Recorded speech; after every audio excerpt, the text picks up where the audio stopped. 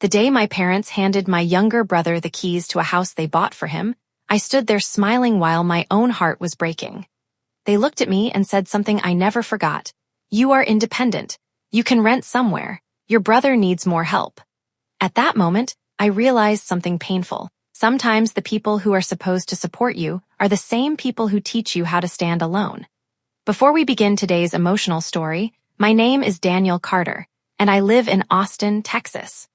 Welcome to Emotional Drama Stories, where we share powerful family stories, life lessons, and moments that prove justice always finds its way. If you enjoy emotional stories like this, make sure to watch this video until the end, leave a like, and subscribe to our channel so you never miss our next story. Now, let me take you back to the moment when my own family made a decision that changed my entire life. My name is Daniel Carter. I was 29 years old when I discovered that being part of a family does not always mean being treated equally. I grew up in a small neighborhood outside Austin, Texas. My parents, Robert and Linda Carter, always told me that family came first. I believed them. I was the older son. I worked hard, paid my own bills, and never asked my parents for financial help. My younger brother, Jason, was different. Jason was charming. He could make anyone believe his problems were bigger than they really were. Every few months, he had a new excuse. A failed business idea, a new expensive car payment, a credit card problem, and every time something went wrong, my parents were there to rescue him. At first, I didn't complain. I thought parents naturally wanted to protect their children. But slowly, I started noticing something. When I achieved something, it was treated like normal. When Jason achieved something small, everyone celebrated. When I bought my first used car, my father simply said, "Good, now you won't need rides anymore." But when Jason leased a luxury vehicle he couldn't afford, my mother hosted a family dinner to celebrate his success. I stayed quiet. I always stayed quiet, because I thought one day they would see my efforts. I thought one day they would understand. But I was wrong. A few years later, I saved every dollar I could. I stopped eating at expensive restaurants. I worked extra hours. I avoided vacations. My dream was simple. I wanted to buy my own home, not a mansion, not something expensive, just a small place that I could call mine. After years of saving, I finally had enough money for a down payment. I was only weeks away from starting the home buying process when my parents called me for a family meeting. I arrived at their house expecting good news. Instead, I saw Jason sitting on the couch with a huge smile on his face. My mother looked excited. My father looked proud. Then my dad said, "We have something important to tell you." I smiled and asked, "What happened?" My father looked at Jason and said, "Your brother finally found the perfect house. We decided to help him buy it." I said, "That's great. How much are you helping him with?" My mother answered casually, "We are giving him $60,000 for the down payment." I froze. $60,000. The exact amount I had spent years trying to save. I looked at them, waiting for someone to laugh and say it was a joke. Nobody did. Then my mother turned to me and said, "Daniel, don't take it the wrong way. You are responsible. You can rent somewhere for now." Those words hurt more than the money. You can rent somewhere. Like my dreams didn't matter. Like my hard work meant nothing. I looked at Jason. He avoided eye contact. Because deep down, he knew my parents had chosen him again. Part 2, the decision that changed my life. For the first time in my life, I stopped pretending that everything was okay. I sat there in my parents' living room, listening to them explain why Jason deserved help more than I did. My father said, "Daniel, you have always been the strong one. You don't need our help like Jason does." I looked at him and asked, "So because I worked hard and became responsible, I get punished for it?" Nobody answered. My mother looked uncomfortable. Jason finally spoke. "Come on, Daniel, don't make this a big deal. It's just money, just money." That sentence stayed in my mind for years, because to him, it was just money. But to me, it represented years of sacrifice. Every weekend, I worked extra shifts. Every time I said no to vacations. Every time I saved instead of spending. That $60,000 wasn't just a number. It was proof that I had worked for my future, and my family had decided that my future mattered less. I stood up and forced a smile. "Congratulations, Jason. I hope the house makes you happy." Then I looked at my parents. I guess I'll figure things out myself like I always have. I walked out of that house feeling something I had never felt before. Not anger, not jealousy, something worse, disappointment. That night, I sat inside my small apartment, staring at my savings account. For years, I thought my parents would be my safety net. That night, I realized something important. Sometimes the only person you can truly depend on is yourself. I made a decision. I would stop waiting for my family to recognize my worth. I would build a life so strong that I would never need anyone's approval again. The next morning, I started searching for opportunities. I picked up extra work. I learned new skills. I stopped wasting energy trying to prove myself to people who had already made their decision. Months passed. While Jason was moving into his new house, I was working quietly on my own future. My brother posted pictures online. A beautiful home, new furniture, family celebrations. Everyone praised him. Jason finally made it? Your parents must be so proud. I saw those posts. And honestly, at first, it hurt. It felt like the whole world was celebrating someone else's success while ignoring mine. But then I reminded myself, a house bought with someone else's money is not the same as a life built with your own hands. 2 years later, my life looked completely different. I started a small business on the side. At first, it was difficult. There were nights when I questioned myself. There were moments when I wanted to call my parents and ask, why wasn't I enough? But I didn't. Instead, I kept moving forward. Slowly, my business grew. The small income became something bigger. I hired employees. I invested carefully. And one day, I walked into a real estate office. The same dream I had years earlier was finally happening. I was buying my own home, not because someone gave me money, not because my parents rescued me, because I earned it. When I received the keys to my new house, I stood in the empty living room and remembered that painful night. The night my family told me to rent somewhere, I smiled, because they thought they were leaving me behind. They didn't realize they were pushing me toward my future. Meanwhile, things in Jason's life were not as perfect as they appeared. The beautiful house came with expensive payments. The lifestyle came with expensive responsibilities. Jason had never learned financial discipline because someone always saved him. And eventually, the problems started. First, he lost his job. Then his business idea failed.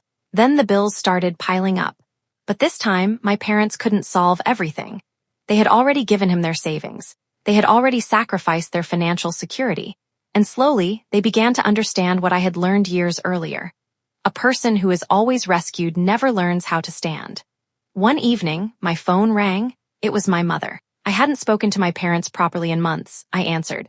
Her voice sounded different. Not confident, not proud, tired. Daniel, can we talk? I knew something had happened. I asked, is everything okay? There was a long silence. Then she said, we need your help. Those words surprised me. Because years ago, when I needed support, they told me to figure it out myself. Now they were the ones asking for help. And I had a decision to make. Would I become the person they needed? Or would I let them experience the same loneliness they had given me? I held the phone in my hand, listening to my mother's silence. For years, I had imagined this moment. I imagined my parents finally realizing how much they had hurt me. I imagined them apologizing. I imagined them admitting that they had made a mistake. But when that moment finally came, I didn't feel happiness. I felt something unexpected. Sadness. Because the truth was, I never wanted my family to fail. I only wanted them to see me. I asked my mother, what happened? She took a deep breath. Your father and I are having some financial problems. I looked around my home. The home I bought myself. The home they once thought I would never have. Then she continued. Jason is going through a difficult time too. I wasn't surprised. I already knew Jason's perfect life was starting to fall apart. But I didn't know how serious it had become. My mother explained that Jason had made several bad financial decisions. He had taken loans. He had spent money trying to maintain a lifestyle he couldn't afford. The house that everyone celebrated years ago had become a burden. The same house my parents helped him buy was now causing stress for the entire family. Then my mother said something that shocked me. Daniel, we were wrong. I became silent. Those words were words I had waited years to hear, but hearing them now felt different. I asked, what do you mean? She said, we thought helping Jason was the right thing to do. We thought because you were responsible, you didn't need us. But we hurt you. For the first time, my mother admitted the truth. They had confused my strength with not needing love. A few days later, I invited my parents to my house. When they arrived, they looked around quietly. My father touched the walls. He looked at the furniture. He looked at the pictures hanging on the wall. Then he said, "You really built all this yourself?" I smiled. "Yes, Dad, I did." He sat down and looked emotional. "I remember when we told you to rent somewhere." I nodded. "I remember too." The room became quiet. My father looked down. That was unfair. It was the first time I heard him say those words. My entire life, my father had been the person who never admitted mistakes. But that day, he finally did.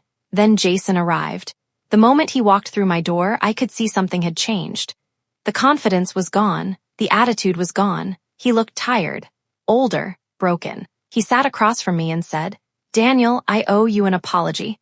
I didn't say anything. He continued, "When Mom and Dad gave me that money, I thought I deserved it. I thought you were lucky because you could handle yourself."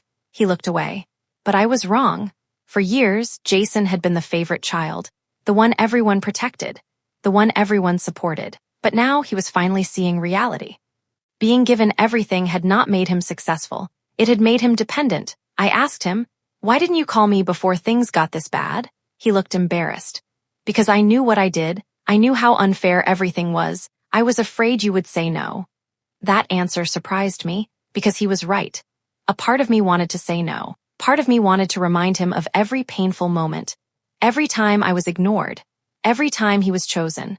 Every time I felt like I didn't matter. But then I remembered something.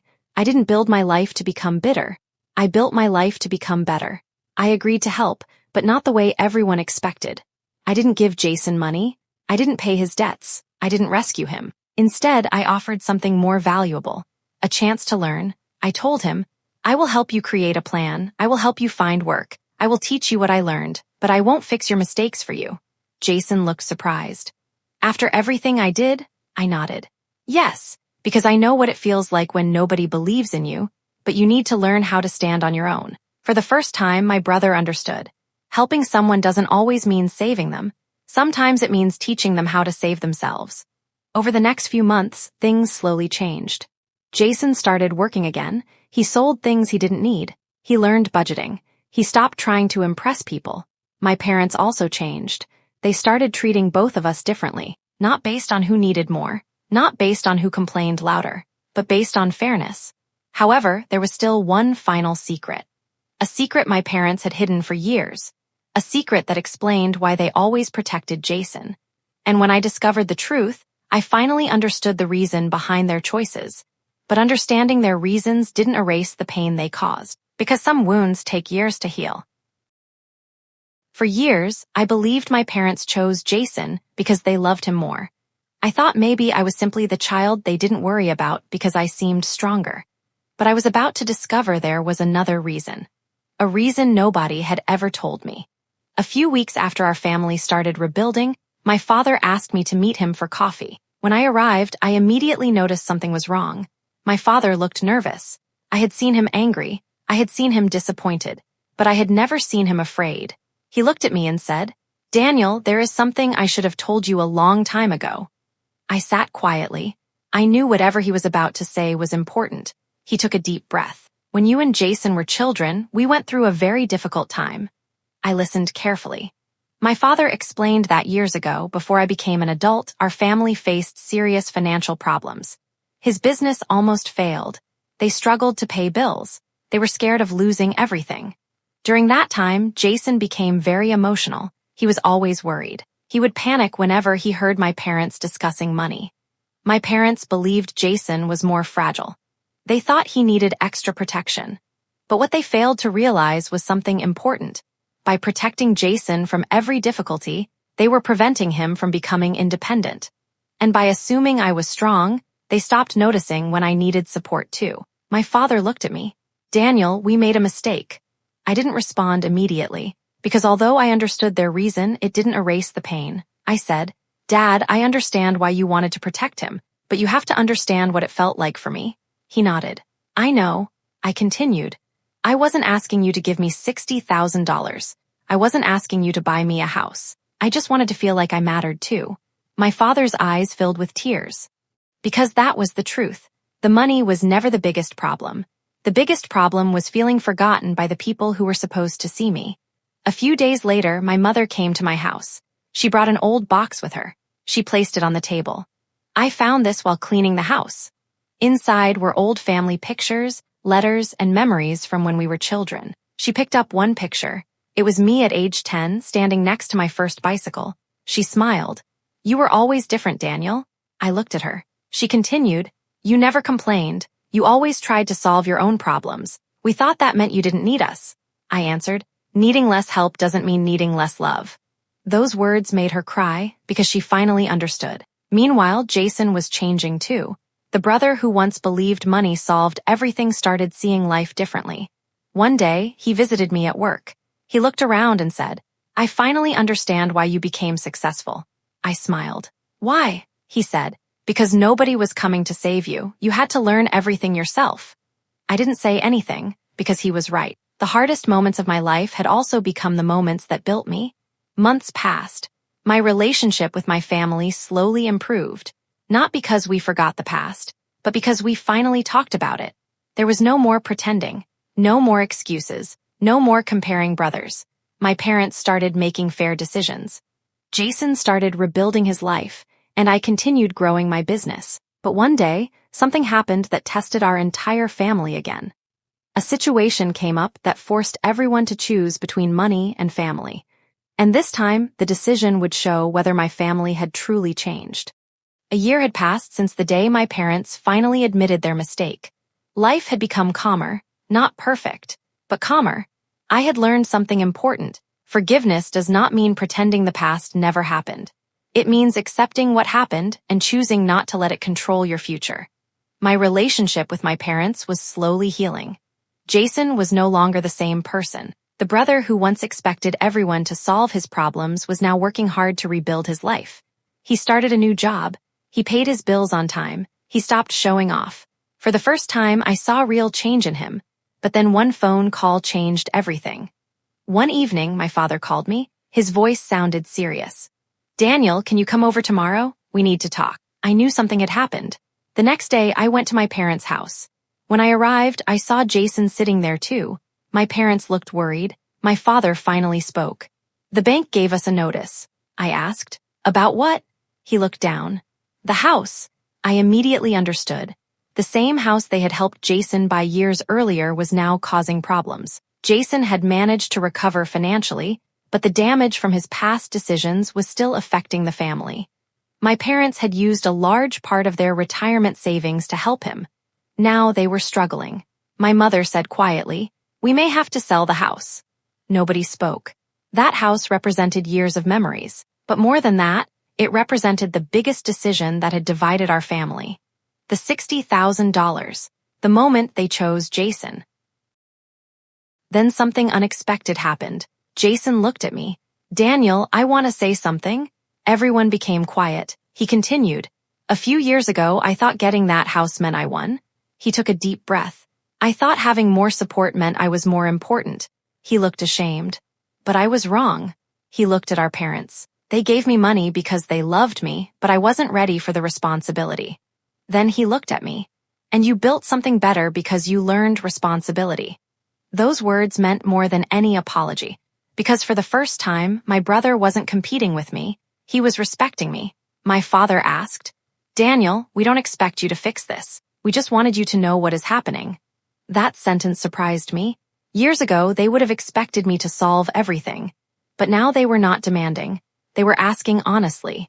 And that showed me they had changed. I thought about everything. The pain, the disappointment, the years I felt forgotten. Then I thought about the person I had become. I had two choices. I could punish them forever for their mistake, or I could help them move forward without destroying the progress I had made. I looked at my parents and said, "I will help you, but we need to do this differently." They listened. I explained that the solution was not simply giving money. The solution was making better decisions. We created a plan. My parents would reduce unnecessary expenses. Jason would continue contributing, and I would help them organize their finances. Nobody was being rescued. Everyone was taking responsibility. That was the difference. Months later, things started improving. My parents didn't lose their home. Jason became financially stable again, and our family relationship became stronger than it had ever been. One evening, my mother visited my house. She stood in my living room and smiled. She said, "I remember the day we told you to rent somewhere. I smiled. I remember too. She looked around. We thought we were leaving you behind. She paused. But we were actually pushing you toward the life you were meant to build. I nodded, because that was the truth. The rejection that hurt me became the motivation that changed me. I learned that sometimes life closes one door because it wants you to build your own. I didn't become successful because my family failed me. I became successful because I decided my future was worth fighting for.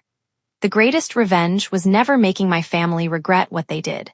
The greatest victory was becoming someone I was proud of. 5 years passed after the day my family almost lost everything. When I looked back, I realized something important. The biggest changes in our lives don't always come from our happiest moments. Sometimes they come from the moments that break our hearts. The night my parents told me to rent somewhere felt like the end of my relationship with them, but it became the beginning of my independence. My life had changed completely. The small business I started with nothing had grown into a successful company. I had employees who trusted me. I had customers who respected my work. And most importantly, I had peace. Not the kind of peace that comes from having a lot of money.